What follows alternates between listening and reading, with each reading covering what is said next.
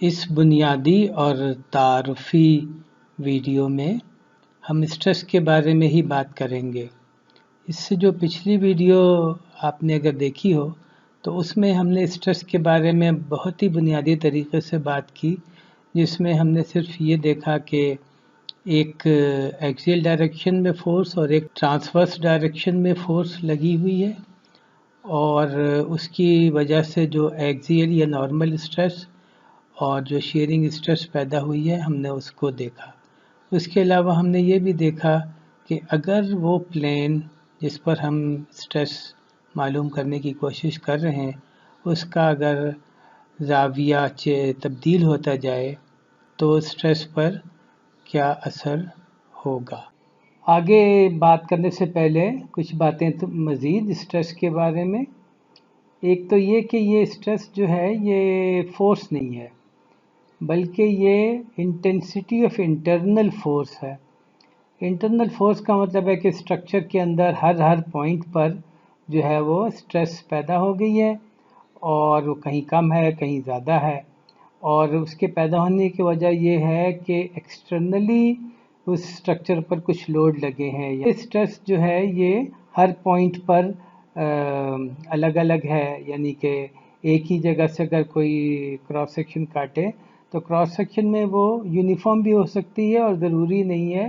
कि यूनिफॉर्म हो। इसी तरह क्रॉस सेक्शन काटने के तरीके से भी स्ट्रेस की वैल्यू पर फ़र्क पड़ जाता है, यानी कि अगर क्रॉस सेक्शन आप किसी और तरीके से इसको काट के और उसके बाद स्ट्रेस कैलकुलेट करना चाहें तो वो दूसरे से मुख्तलिफ होगी। अच्छा, अभी तक हमने जो है स्ट्रेस कैलकुलेट करने का तरीका नहीं बताया है, बल्कि हमने सिर्फ ये बात की कि स्ट्रेस होती है और उसकी क्या क्या ख़ासियतें हैं। तो अब हम आगे चलते हैं और एक जनरल लोडिंग कंडीशन को देखते हैं, जबकि पहले हमने एक्सियल और शियर लोडिंग कंडीशन देखी थी। अब हमारे सामने ये एक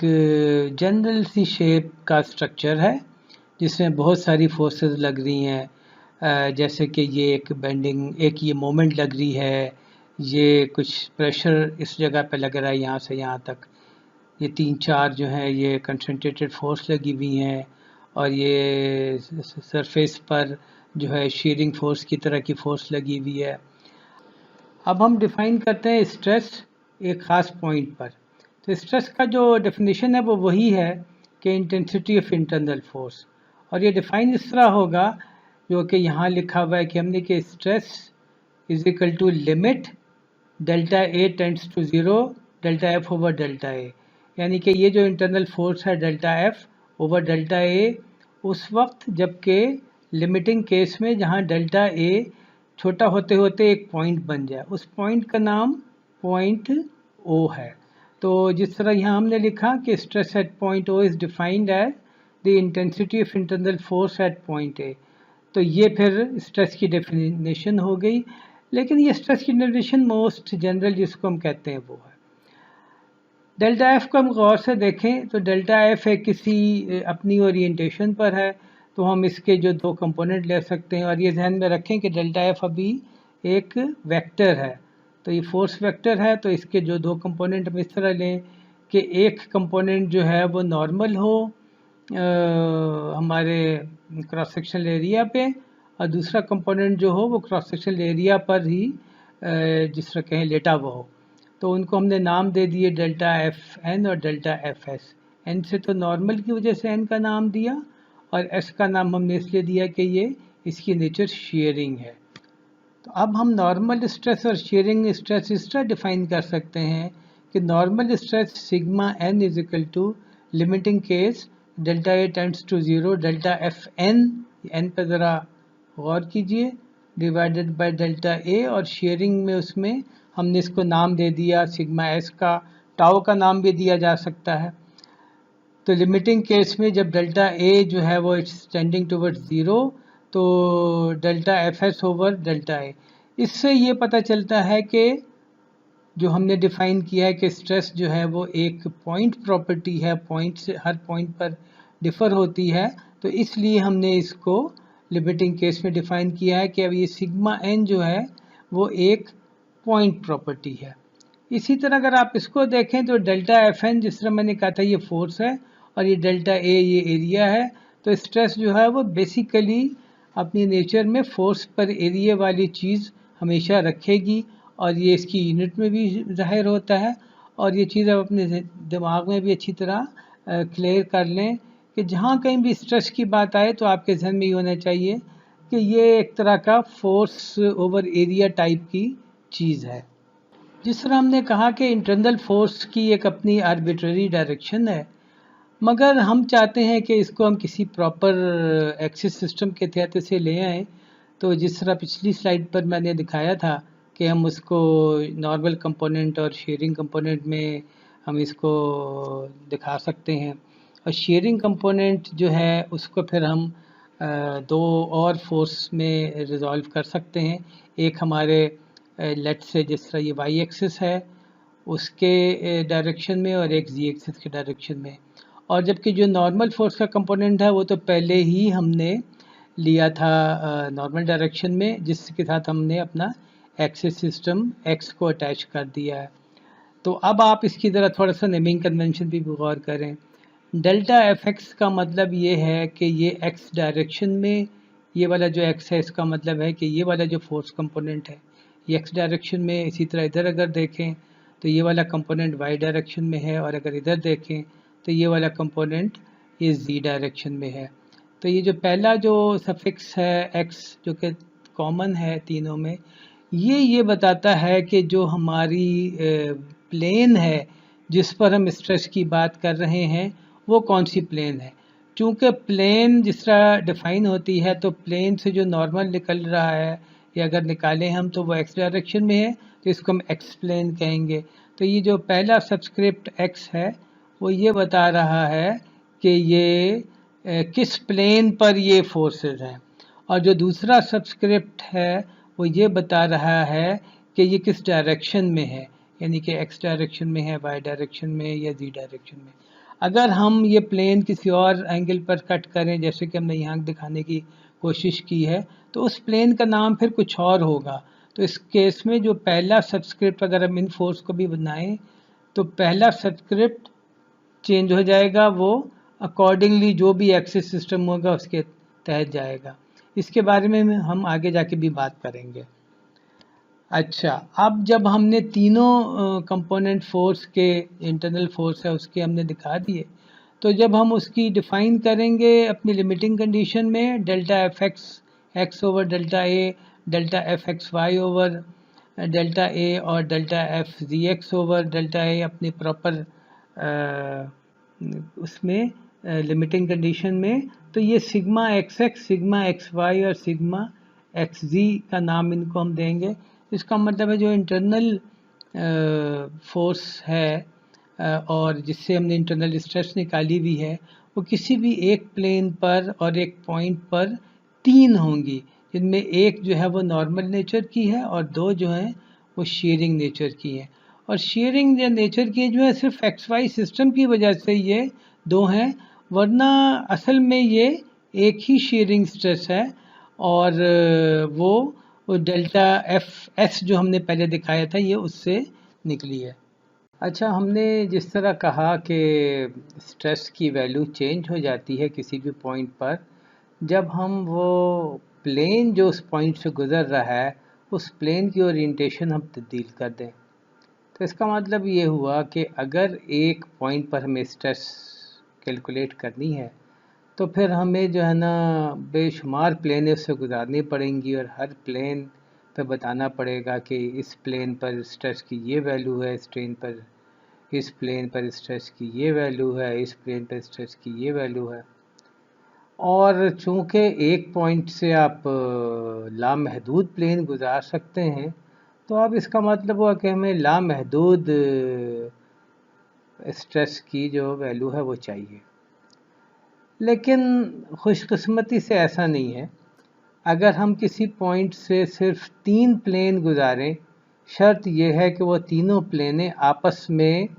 परपेंडिकुलर हों, यानी कि प्लेन वन जो है वो प्लेन टू और थ्री के परपेंडिकुलर हो और प्लेन टू जो है वो बाकियों के परपेंडिकुलर हो, उसी तरह प्लेन थ्री बिल्कुल उसी तरह जिस तरह के कार्टेशियन कोऑर्डिनेट सिस्टम होते हैं, और हर प्लेन पर अगर हम स्ट्रेस की वैल्यू निकाल लें तो ये काफ़ी है, और हम फिर स्ट्रेस की वैल्यू किसी भी और प्लेन पर इन 3 स्ट्रेस की वैल्यूज़ की मदद से निकाल सकते हैं। उसके लिए हम कोऑर्डिनेट ट्रांसफॉर्मेशन इक्वेशन इस्तेमाल कर सकते हैं। उसके अलावा हम जो मैक्सिमम वैल्यू है स्ट्रेस की उस पॉइंट पर, क्योंकि इन्फिनिट अगर प्लेन गुजर रही हैं और हर प्लेन पर स्ट्रेस की वैल्यू मुख्तलिफ है, तो कोई मैक्सिमम भी होगी और कोई मिनिमम भी होगी, तो हम वो मैक्सिमम और मिनिमम वैल्यू भी निकाल सकते हैं। तो हम देखते हैं कि एक मटेरियल पॉइंट पर स्ट्रेस किस तरह शो हो सकती है, और हम वो 3 म्यूचुअली परपेंडिकुलर प्लेन गुजार के और फिर इसको डिफाइन करेंगे कि ये state of stress at a point है। अच्छा, अब हम इसको बेहतर तौर पर समझने की कोशिश करते हैं। ये हमारा आर्बिट्रेरी स्ट्रक्चर है और ये XYZ सिस्टम है, और हमने एक Z प्लेन यानी कि वो प्लेन जो कि XY प्लेन के पैरेलल है और नॉर्मल जो है वो Z डायरेक्शन में है, वो हमने एक प्लेन इस पे काटी, और एक पॉइंट हमने अपने इंटरेस्ट का चुन लिया। उस पॉइंट को हमने एक बेसिकली छोटे से रेक्टेंगल की फॉर्म में या स्क्वायर की फॉर्म में लिया है। उस पर internal force delta F act कर रही है और उसका एरिया डेल्टा A है, और अगर डेल्टा F को आप 3 फोर्सेस में रिजॉल्व करें ताकि आप डेल्टा A से डिवाइड करके और लिमिट लेके स्ट्रेसेस निकाल लें, तो वो कुछ इस तरह की सिचुएशन बनेगी। और ये चूँकि ये Z प्लेन में है, तो ये यहाँ पे जो सिग्मा होगा, सॉरी यहाँ पे वो होगा सिग्मा XZ, सिग्मा ZZ, और ये होगा सिग्मा YZ। अच्छा, अब ये तो एक हमने प्लेन गुजारी, अब इसी पॉइंट से एक और प्लेन गुजारें, तो हमने एक और प्लेन गुजारी, और अब ये उस पर इंटरनल फोर्सेस ऐड कर रही हैं, और जो ये पॉइंट, ये जो प्लेन बनेगी जो कि पहली Z प्लेन के 90 डिग्री है और वो अब Y प्लेन होगी, उस पर जो स्ट्रेस ऐड कर रही होंगी वो होंगी sigma YY, tau YZ and tau YX। और जब हम तीसरी दफ़ा प्लेन गुजारेंगे जो कि इस प्लेन पर से यहाँ से गुजारेंगे जो कि ये वाली प्लेन होगी, तो फिर उस पर 3 स्ट्रेसेस और सिग्मा X, टाउ XZ और टाउ YZ ऐड कर रहे होंगे। तो बेसिकली ये जब हम डेल्टा A को हम we will tend it towards 0, तो ये जो ये कोने वाला है ये एक पॉइंट बन जाएगा और उस पॉइंट पर ये स्ट्रेसेस होंगी। अब इनको ज़रा अलग अलग हम दिखाते हैं ताकि आप थोड़ा बेहतर सिचुएशन इसको देख लें। ये पहली प्लेन हमने काटी उस पॉइंट से, ये सिचुएशन है। ये दूसरी काटी तो ये सिचुएशन हो गई, और ये तीसरी काटी तो ये सिचुएशन हो गई। इसी तरह हम इनके पैरेलल प्लेनें भी काट सकते हैं ताकि हम इस पॉइंट को कम्प्लीटली आइसोलेट कर लें इस बॉडी से। तो वो जब हम करेंगे तो सिचुएशन कुछ इस तरह की हो जाएगी कि ये एक बॉडी है, बॉडी में से एक लिया हुआ पॉइंट है। हम अपनी आसानी के लिए इस पॉइंट को फाइनाइट टर्म्स में लेते हैं कि उसकी एक लंबाई भी है, एक चौड़ाई भी है और एक ऊंचाई भी है, और उस पर ये स्ट्रेसेस ऐड कर रही हैं जो कि ये हैं। कई जगहों पर इसकी नेमिंग कन्वेंशन सिग्मा ही इस्तेमाल की जाती है और कई जगहों पर इसकी नेमिंग कन्वेंशन सिग्मा और टाउ इस्तेमाल की जाती है। इस तरह गोया कि हम एक मटेरियल पॉइंट पर स्ट्रेस डिफाइन कर लेते हैं। अब आप देखें ये जो है एक्स प्लेन, ये पॉजिटिव एक्स प्लेन है क्योंकि पॉजिटिव एक्सिस है, लेकिन चूंकि हमने एक पैरेलल पाइप या एक स्क्वायर किस्म का पॉइंट निकाला हुआ है बॉडी में से, तो उसके बैक साइड पर भी स्ट्रेसेस होंगी जो कि नेगेटिव एक्स प्लेन है, और उसमें ये नॉर्मल स्ट्रेस और ये 2 शीयरिंग स्ट्रेस होगी। अगर आप गौर से देखें तो इनकी डायरेक्शन इसकी डायरेक्शन के उल्टी होगी क्योंकि ये इक्विलिब्रियम कंसिडरेशन की वजह से। अच्छा, ये तमाम चीज़ें हमने कार्टेशियन कोऑर्डिनेट सिस्टम के साथ की हैं। एडवांस स्टडीज़ जब करें तो हम ये तमाम चीज़ें किसी और यानी पोलर कोऑर्डिनेट सिस्टम या स्फेरिकल कोऑर्डिनेट सिस्टम के साथ भी कर सकते हैं, लेकिन इस स्टेज पर आप ये समझिए कि फाइनली जब हम एक पॉइंट पर स्ट्रेस डिफाइन करते हैं तो उसकी सूरत हाल कुछ यूँ होती है कि हमारा पॉइंट जो है वो एक्चुअली एक क्यूब टाइप की शक्ल है और उसकी 6 की 6 फेसेस पर स्ट्रेसेस ऐड कर रही हैं जो कि अननोन है। लोडिंग को ध्यान में रखते हुए हम ये स्ट्रेस कैलकुलेट करेंगे और स्ट्रेस कैलकुलेट करने के फार्मूले जो हम आगे चलते जाएंगे सब्जेक्ट में तो हम उसके फार्मूले निकालेंगे जिससे हमें ये स्ट्रेसेस मुख्तलिफ लोडिंग कंडीशन के लिए और मुख्तलिफ मटीरियल्स के लिए और मुख्तलिफ शेप्स के लिए और मुख्तलिफ ज्योमेट्रीज के लिए हमें पता चल जाए। Thank you very much. ये तमाम बातें हमने स्ट्रेस पे की। अब हम इंशाल्लाह स्ट्रेन्स पर भी बातें करेंगे और स्ट्रेन को भी डिफाइन करेंगे।